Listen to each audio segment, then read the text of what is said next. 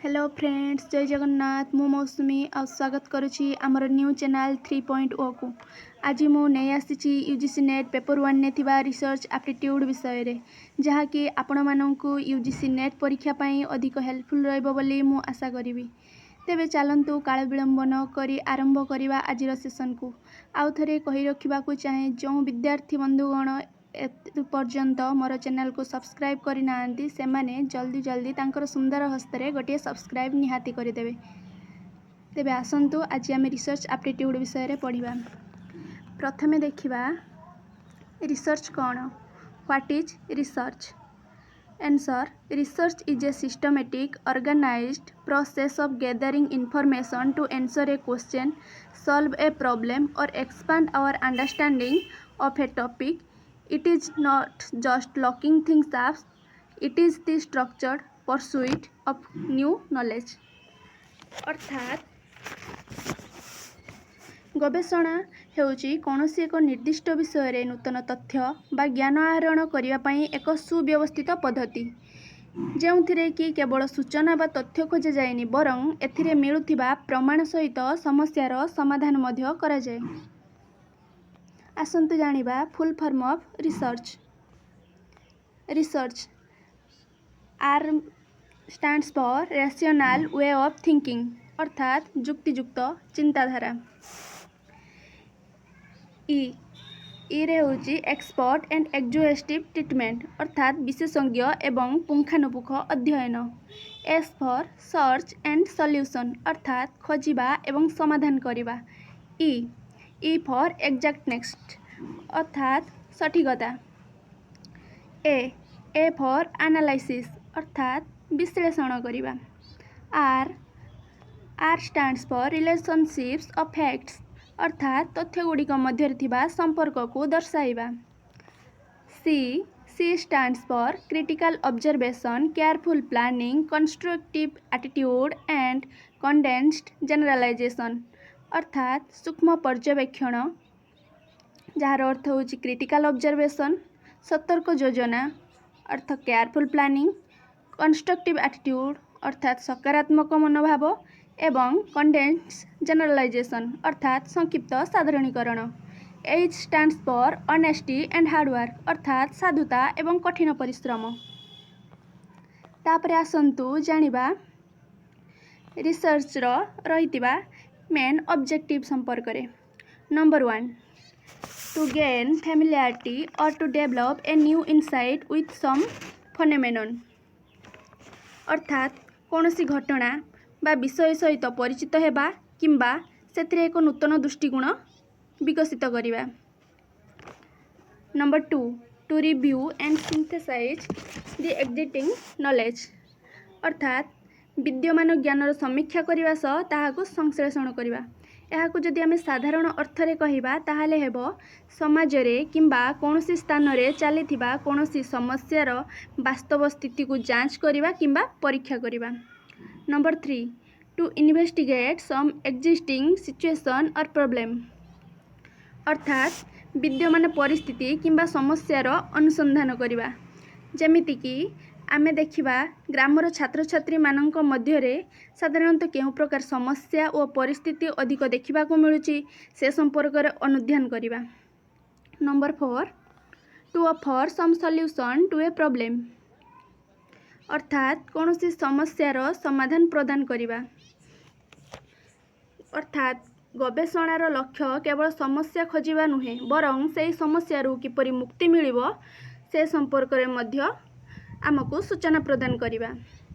Number 5, to explore and analyse more general issues, अर्थात साधारण विषय गुड़िकर अन्वेषण और विश्लेषण करिबा। जेमिति कि पढ़ाइबा शैली बदलिले छात्र छात्री मानकर मानसिक क्षेत्र रे अर्थात बुझिबा क्षेत्र रे की प्रकार परिवर्तन आसुची से संपर्क रे आलोचना करिबा। नंबर 6, टू कंस्ट्रक्ट और क्रिएट ए न्यू प्रोसीड्योर और सिस्टम, टू कंस्ट्रक्ट और क्रिएट ए न्यू प्रोसीड्योर और सिस्टम, अर्थात एक नूतन प्रक्रिया किंबा व्यवस्थार सृष्टि करिबा। एहाको आउ टिके साधारण भाषा रे बुझिबा पई हेले कौनसी कार्य को करिया पई जो नुआ मॉडल प्रस्तुति करा जाए ताहाकू न्यू प्रोसीडियर बा सिस्टम बोली कहा जाए। Number 7 to generate new knowledge अर्थात नूतन ज्ञान सृष्टि करवा। एथिरे ज्ञानर परिसर को वृद्धि करवा किंबा पृथ्वी जो तथ्य एबे अनाविष्कृत अवस्था रही से संपर्क में समस्त को नुआ धारणा देवा होची एहार लक्ष्य। तेबे आसंतु एबे आलोचना करवा रिसर्च रो कैरेक्टरिस्टिक विषय। पुणी थे कही रखा चाहे जो मैंने एपर्यंत भी मोर चैनल को लाइक करना गोटे छोटिया लाइक टी निश्चय करदे जहाँफल एमती वीडियो बनवाई मत टिके प्रेरणा मिल। तो चलतु एबे आलोचना करवा रिसर्च एप्टीट्यूड रो कैरेक्टरिस्टिक्स विषय। प्रथम आम देखा एम्पेरियल एंड फैक्ट बेस्ड अर्थात प्रमाण आधारित एवं वास्तविक अर्थात गवेषणा केवल शुणा कथा उपरे आधारित न होई प्रामाणिक तथ्य सत्य व जुक्ति उपरे आस्था स्थापना करे। Number 2 systematic and well planned अर्थात सुव्यवस्थित एवं योजनाबद्ध अर्थात गवेषणा निमित्त गवेषक हठात कौन निष्कर्ष बा सिद्धांत रे पहुँची न थांती बरं एथिपाई से केतेक निर्दिष्ट पद्धति अनुसरण करथांती। नंबर 3 होची लॉजिकल एवं रेशनल अर्थात जुक्तियुक्त व वैज्ञानिक। एथिरे गवेषणार प्रतिटी दिग जुक्तियुक्त व वैज्ञानिक चिंताधारा उपरे आमर प्रतिष्ठित होता है। नंबर 4 रे अछि कंट्रोल एंड एग्जैक्ट सिस्टम अर्थात नियंत्रित एवं सठिक। एथिरे बाहरुथिबा फलाफल संपूर्ण निर्भुल और सठिक हेबा आवश्यक।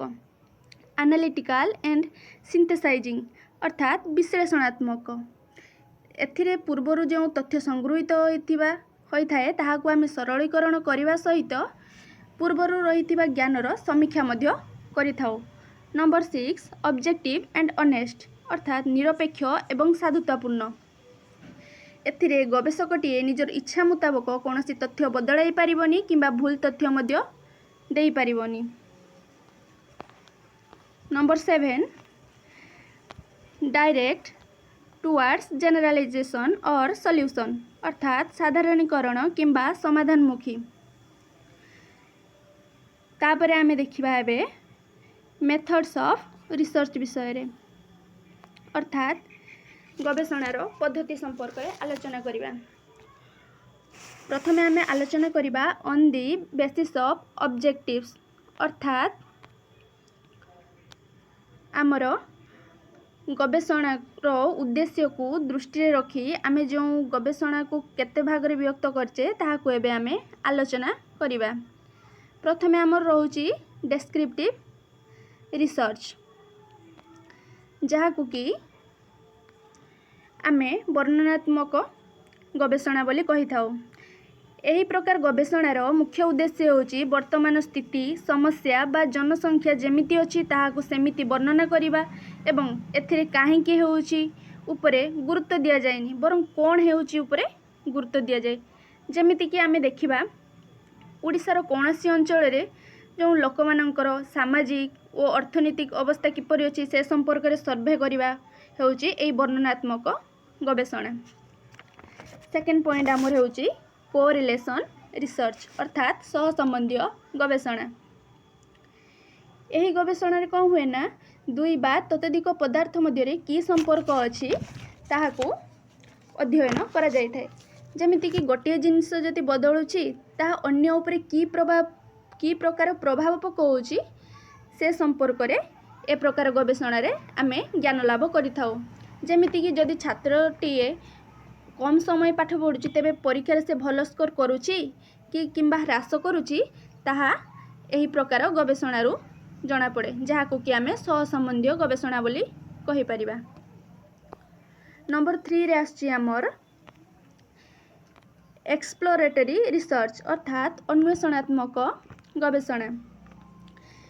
अर्थात जेतेबेले कौनसी समस्या विषय रे आगरू अधिक किसी सूचना न थाए किंबा ता संपूर्ण नुआ होई थाए तेबे से संपर्क में प्राथमिक धारणा पाई आमे विभिन्न प्रकार अन्वेषण करथाउ जहाकु कि आमे अन्वेषणात्मक गवेषणा बोली कहिबा। नंबर 4 एक्सपेरिमेंटल रिसर्च अर्थात परीक्षामूलक गवेषणा। ए क्षेत्र में कौन हुए ना गवेषणा रे निष्कृत होउथिबा फलाफल को गवेषक परीक्षा निरीक्षा करी तांको मध्यरे जो कार्य कारण संपर्क रही ताहाकू लोकलोचन को आनी थांती। तापरे एबे आमे आलोचना करिबा on the basis of outcome अर्थात गवेषणार फलाफल को दृष्टि रे रखी आमे हाकू विभागीकरण करिबा। तो गवेषणार फलाफल को दृष्टि रे रखी आमे मुख्यतः दुई भागरे गवेषणा को विभक्त करिपारू जेमितिकी फंडामेंटल रिसर्च अर्थात मौलिक बा शुद्ध गवेषणा जार कि मुख्य उद्देश्य होउची केवल आमे नूतन ज्ञान किंबा सिद्धांत रे उपनीत हेबा जार कि व्यवहारिक क्षेत्र में कौन प्रयोग देखा जाए नहीं। सेकेंड नंबर होउची एप्लाइड रिसर्च अर्थात प्रायोगिक गवेषणा। एही प्रकार गवेषणा रे जो सिद्धांत किंबा फलाफलटा निष्कृत हुए ता समाजर मंगल उद्देश्य रे आमे प्रयोग करथाउ जेमितिकी टीवी रो उद्भावन होइतला तो ताहाकू आमे परीक्षा निरीक्षा करिला परे जाइकी आज आमे ताहाकू समस्ते व्यवहार करि पारछु ओ तार लाभ उठाई पारुछु। सही परी जेमितिकी टीवी हो रेडियो हो कंप्यूटर हो ए सब होउची अप्लाइड रिसर्च रो हमरो फलस्वरूप। तापरे आमे आलोचना करिबा on the basis of logic अर्थात आमे तार्किक दृष्टिकोणरू गवेषणा को मुख्यतः दुई भाग में विभक्त करूँ जेमितिकी deductive method and inductive method. Deductive रो अर्थ होची निगमनात्मक बा अवरोह अर्थात एथरे कौन हुए ना जनरल टू स्पेसिफिक किंबा टॉप टू डाउन अप्रोच हुए जेमितिकी आमे ओडिया रे कहिबा एथिरे प्रथम एक साधारण सिद्धांत दिया जाए ताहापरे ताहाको आधार करी एक निष्कर्ष रे उपनीत आमे होइथाउ जेमितिकी उदाहरण स्वरूप आमे देखिबा समस्त मनुष्य मरणशील हरि जणे मनुष्य अतएव हरि मरणशील। तो यह है आमर डिडक्टिव रिसर्च। तापरे आमे देखिबा इंडक्टिव रिसर्च विषय रे जार अर्थ होची आगमनात्मक बा आरोहात्मक गवेषणा। एथरे कौन हुए ना स्पेसिफिक टू जनरल उपरे आमे गुरुत्व प्रदान करूँ बा आमे कहि परिबा बटन टू टॉप अप्रोच अर्थात ओडिया रे कहिले एमिति किछि हेबो एथिरे प्रथम एक निर्दिष्ट तथ्य को लक्ष्य करी एक प्रक्रिया निर्णय करा जाए एवं सेही प्रक्रिया माध्यम रे एक साधारण निष्कर्ष किंबा सत्य उपनीत हुए जेमितिकी आमे सेथिरे डिडक्टिव मेथड रे देखले कोन प्रथम देला समस्त मनुष्य मरणशील तापर देला हरि जणे मनुष्य अतएव निष्कर्ष बाहरिला हरि मरणशील कहीं हरि जणे मनुष्य किंतु इंडक्टिव मेथड रे कौन हम ना आमे स्पेसिफिक टू जनरल को जीवा माने देखिबा कि हरि जणे हरि मरणशील राम मरणशील सीता मरणशील अर्थात एमाने समस्त कौन मनुष्य अर्थात समस्त मनुष्य मरणशील यह होची हमर इंडक्टिव मेथड। तापरे आमे देखिबा on the basis of process अर्थात गवेषणार प्रक्रिया दृष्टि आमे यहाँ केते भाग में विभक्त करिबा। तो on the basis of process दृष्टि आमे यहाँ मुख्यतः दुई भाग में विभक्त करूँ जेमितिकी क्वांटिटेटिव रिसर्च अर्थात परिमाणात्मक एवं क्वालिटेटिव रिसर्च अर्थात गुणात्मक गवेषणा। क्वांटिटेटिव रिसर्च होउची एथिरे आमर माने क्वांटिटेटिव रिसर्च रे आमर संख्या परिमाण उपरे अधिक गुरुत्व दिया जाए। यह मुख्यतः गणित ग्राफ रो व्यवहार एथिरे अधिक देखा मिले जेमितिकी केते प्रतिशत लोक ऑनलाइन पाठपढ़ा को पसंद करुछंती से संपर्क रे गवेषणा करिबा इत्यादि। तो क्वालिटेटिव रिसर्च कौन हुए ना एथिरे मानवर अनुभूति भाषा और मतामत को गुरुत्व प्रदान करा जाए जेमितिकी कौन से एक पुस्तक रे जो सामाजिक और सांस्कृतिक चेतना रही ताहाको आमे किपरि भाव में विश्लेषण करिबा ताहा होची हमर जीव क्वालिटेटिव रिसर्च मध्य रे। तापरे आमे आलोचना करिबा on the basis of inquiry mode अर्थात अनुसंधानर शैली दृष्टि आम गवेषणा को केते भागरे विभक्त करिछे। तो अनुसंधानर शैली दृष्टि आम गवेषणा को मुख्यतः दुई भागरे विभक्त करिछे। गोटे होउची स्ट्रक्चर्ड आ गोटे होउची अनस्ट्रक्चर्ड। स्ट्रक्चर्ड अर्थात व्यवस्थित बा संरचित। ए स्ट्रक्चर रिसर्च टी क्वांटिटिव गवेषणा रे अधिक मात्रा रे व्यवहृत हुए। एथिरे गवेषणार समस्त प्रक्रिया जेमिति कि उद्देश्य, प्रश्नावली और नमूना चयन पूर्वर निर्धारित करी रखा जाय थाए। तेणु यह एक विधिबद्ध व्यवस्था करा जायतिबारु एहाको व्यवस्थित गवेषणा बोली कहा जाए। सेकेंड रे आमे देखिबा अनस्ट्रक्चर्ड रिसर्च विषय रे अर्थात अव्यवस्थित बा असंरचित गवेषणा विषय रे। एही प्रकार गवेषणा मुख्यतः क्वालिटेटिव गवेषणा पई गुरुत्वपूर्ण। एथिरे गवेषणा निमित्त निर्दिष्ट नियम किछि पूर्वर व्यवस्थित करा जाय न थाए। गवेषणार जो समय होउछि से समय परिस्थिति को दृष्टि रे रखी एही समय रे गवेषणा जो प्रक्रिया रहिबा कथा सेतिरे किछि नमनीयता किंबा परिवर्तन मध्य करा जाय पारे। सेति पई याकू अव्यवस्थित बा असंरचित गवेषणा बोली कहा जाय। तापरे आमे आलोचना करिबा on the basis of idea और कॉन्सेप्ट अर्थात विचार बा धारणा दृष्टि आमे गवेषणा को केते भागरे विभक्त करूचे से संपर्क रे आलोचना करिबा। तो विचार बा धारणा दृष्टि आमे गवेषणा को मुख्यतः दुई भागरे विभक्त करूचे। गोटे होची कॉन्सेप्चुअल आ गोटे होची एम्पिरिशियल। कॉन्सेप्चुअल अर्थ होची वैचारिक एवं एम्पिरिशियल अर्थ होची प्रायोगिक बा अनुभव सिद्ध। तो कॉन्सेप्चुअल रिसर्च कौन हुए ना एथिरे भौतिक परीक्षा करा जाएनी कारण एथिरे भौतिक परीक्षार कौन सी आवश्यकता न थाए। सेकेंड रे आमर रहुची एम्पिरिशियल रिसर्च। ए प्रकार गवेषणा संपूर्ण भाव में पर्यवेक्षण प्रत्यक्ष प्रमाण एवं वास्तव अनुभूति को आधार करी रचित माने करा जाय थाए। जेमति कि कॉन्सेप्चुअल परीक्षण आवश्यकता न थाए मात्र एम्पिरिशियल वास्तविक तथ्य सहित प्रत्यक्ष प्रमाण और पर्यवेक्षणर यथेष्ट गुरुत्व रही। तापरे आमे आलोचना करिबा स्टेप्स ऑफ रिसर्च विषय रे। तो गोटे शुद्ध गवेषणा करिया पई आमको जो जो प्रक्रिया देकी उत्तीर्ण हेबाकू हुए ताहाको स्टेप्स ऑफ रिसर्च कहा जाए। यह मुख्यतः 8 प्रकार। आसंतु से संपर्क रे एबे आलोचना करिबा।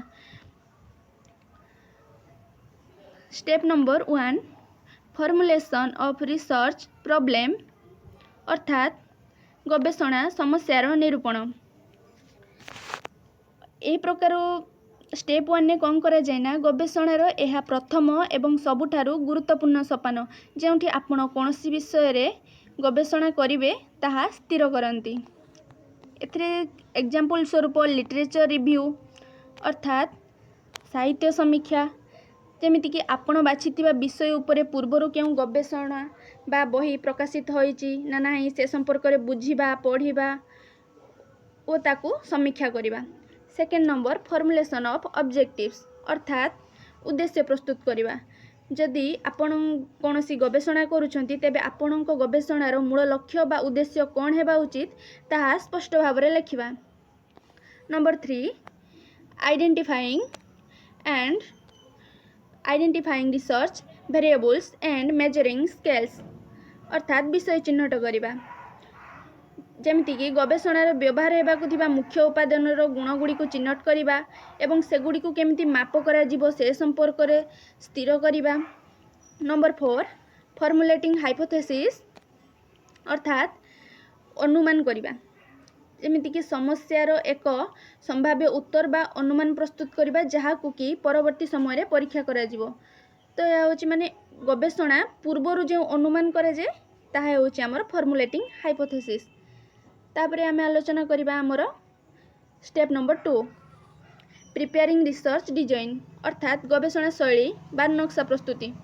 एथिरे कोन हुए ना आपण जो गवेषणा करूछंती ताहार एक ब्लूप्रिंट बा योजना प्रस्तुत करा जाए। उदाहरण स्वरूप आमे देखुछु प्रॉब्लम स्ट्रक्चर अर्थात समस्यार गठन। एथिरे गवेषणा समस्याटीर सीमा और परिसर केते ताहा निर्धारण करा जाए। सेकेंड स्टडी डिजाइन अर्थात अनुध्यान शैली गवेषणाटी क्यों मॉडल उपरे आधारित हेबो ताहा स्थिर करिवा। थर्ड एक्सपेरिमेंटल स्टडी अर्थात परीक्षामूलक अध्ययन जो नियंत्रित परिवेश रे कार्यकारण संपर्क में परीक्षा करा जाए। नंबर 4 नॉन एक्सपेरिमेंटल स्टडी अर्थात अपरीक्षामूलक अनुध्यान जो साहित्य किंबा सामाजिक सर्वे परी विषय जोठी कौन प्रयोगशाला बा लैबोरेटरी आवश्यकता न थाए।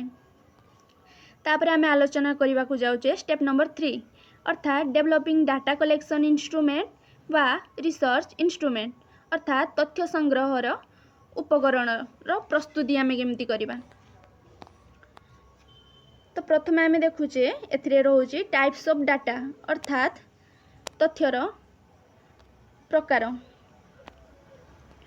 तो एथिरे कौन होची ना फास्ट तथ्यर प्रकार मध्य आमर जाउची 2 प्रकार तथ्य जेमिति कि प्राथमिक तथ्य एवं गौण तथ्य। तो ये प्राथमिक तथ्य को आम कौन कहूँ ना आमर प्राइमरी डाटा जहाँ गवेषक निजे संग्रह करती। तो गवेषणार मूल उत्स को आम कौन कहवा ना प्राइमरी डाटा। आउ गौण तथ्य कौन ना आम ताकू कहवा सेकेंडरी डाटा जेमिति कि कौन सी बही पत्र पत्रिका बा पूर्वर रेकर्ड मिलुवा तथ्य रु निजर आवश्यकता अनुसार उपादान संग्रह करवा। सरल भाषा रे कहले आमे उदाहरण माध्यम बुझा जदि आमे सारला साहित्य उपरे गवेषणा करने को जाऊे तेबे सारला महाभारत होउची जदि आम सारला महाभारत उपरे गवेषणा करने चाहूचे तेबे सारला महाभारतर मूल ग्रंथ बहीटी होउची आमर प्राथमिक तथ्य।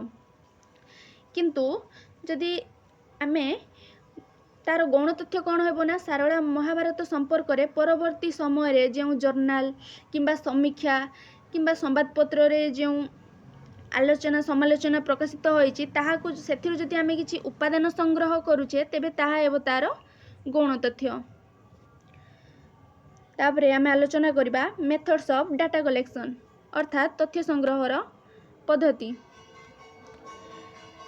एथिरे कोन करा जाय ना तथ्य आमे संग्रह करिया पई सठिक पद्धति चयन करू। तापरे डिजाइनिंग रिसर्च टूल अर्थात गवेषणा उपकरणर प्रस्तुति। तापर आम आलोचना करने को जाऊे स्टेप नंबर 4 अर्थात सिलेक्टिंग सैंपल्स अर्थात नमूना चयन।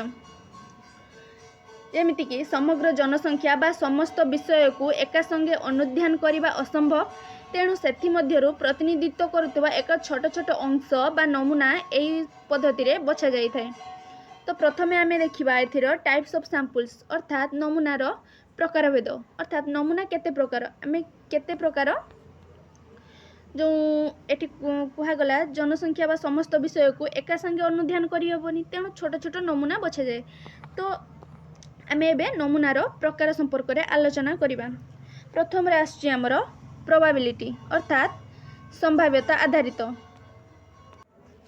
आमे भी आलोचना करवा नंबर 1 प्रोबेबिलिटी सैंपल्स अर्थात संभाव्यता आधारित नमूना जोठिकी प्रतिटी उपादान बा सदस्य बाछि हेबार समान सुजोग थाए। एग्जांपल स्वरूप लटेरी पद्धति। तापरे 2 रे देखिबा आमे नॉन प्रोबेबिलिटी सैंपल्स अर्थात असंभाव्यता आधारित जोंथरे कि गवेषक निज सुविधा और उद्देश्य अनुसार नमूना बाछंती जेमति कि किछि निर्दिष्ट बही किंबा व्यक्ति को बाछिबा। तापर आमे देखिबा डिटरमाइनिंग सैंपल डिजाइन अर्थात नमूना नक्शा निर्धारण। एथिरे नमूना बाछिबार प्रक्रिया और साइज स्थिर करा जाए जेमिति कि केते जण किंबा केतोटी विषय निया जिवो ताहा एथिरे ताहा दृष्टिकोण को निया जाए। स्टेप नंबर 5 रे आमे देखिबा राइटिंग ए रिसर्च प्रपोजल अर्थात गवेषणा प्रस्ताव बा सिनॉप्सिस लेखिबा किपरि। राइटिंग ए रिसर्च प्रपोजल अर्थात गवेषणा प्रस्ताव बा सिनॉप्सिस आमे किपरि लेखिबा ताहा होउची हमर स्टेप नंबर 5। एथरे मेन एलिमेंट्स हमर रहउची need benefits types of data justification for funds and other research. चलंतु एबे आमे गोटे गोटे करी आलोचना करिबा। तो फास्ट आम रोचे नीड्स अर्थात आवश्यकता। यही गवेषणा कहीं करवा जरूरी ताहा एथिरे दर्शाइबा अर्थात गवेषकटीए गवेषणा कहीं करुच्ची ताहा एथिरे से दर्शाई थाए। सेकेंड रे आछी हमर बेनिफिट अर्थात उपकारिता। एथिरे जो गवेषणाटी हेउची ताहा समाज बा साहित्य उपरे केते दूर लाभदायक हेबो ताहा एथिरे वर्णना करिबा। थर्ड टाइप्स ऑफ डाटा अर्थात तथ्यर स्वरूप प्रदान करिबा अर्थात केउ प्रकार डाटा आमे एथिरे व्यवहार करूछे ताहा एथिरे आमे दर्शाइबा। Number 4 justification for funds and other resources अर्थात अनुदान बा पांठीर यथार्थता। जेमितिकी गवेषणा पाई केते खर्च एवं संबल आवश्यक तार हिसाब दबा एही पद्धति रे आमको वांछनीय होय थाए। तापरे आमे देखिबा स्टेप नंबर 6 जहा कि रहउछि हमर कलेक्टिंग डाटा अर्थात तथ्य संग्रह। आमे विभिन्न प्रकार उत्सरु तथ्य संग्रह करि पारू जेमितिकी ऑब्जर्वेशन अर्थात पर्यवेक्षण। 2 इंटरव्यू अर्थात साक्षात्कार। 3 क्वेश्चनराई अर्थात प्रश्नावली। 4 शेड्यूल अर्थात अनुसूची। तो ऑब्जर्वेशन कौन?